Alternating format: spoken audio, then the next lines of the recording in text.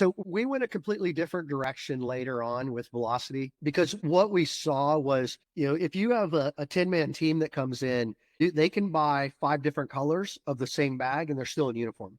So what we ended up doing later on, and that's how it kind of evolved, where you could see a contracting team out in a protective detail. Yeah, they're in civilian clothes, but they've all got the same bag. They've all got the same vest on. They've all, Yeah.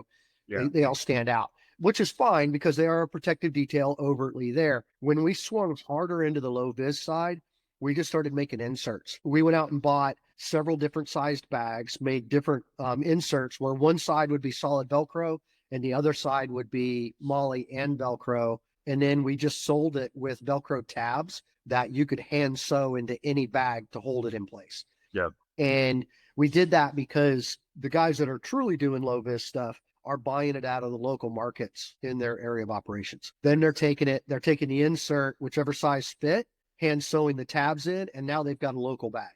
So if they're dressed locally, they're not wearing something that is too quality made, the wrong colors, the wrong shape, size, whatever. So we just kind of rolled with the times and with the customer. And we still made some overt bags, but we made them in some brighter colors because State Department was buying them, some other customers. And that's where like the gray and the blue bags came in.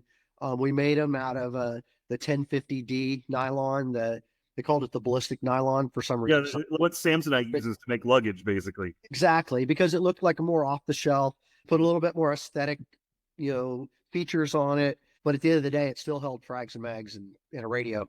The sling bag, I sent you a couple pictures of that. That was one of those things where that one will fit a 148 or a 152 with the antenna on it in the side pocket, an MP7 inside of it, or an MP5K and magazines for it, and all in that bag. And you could basically flip that bag around, unzip it, and get it on. We made those custom for a couple years just for one element. And so I don't think I would have done anything different with the bags. I mean, we made incremental changes, especially when, Diamondback did theirs, then that one went everywhere because Blackhawk copied it. Oh yeah. Half a dozen other companies copied it. And then, in the UK side, they were already doing their own.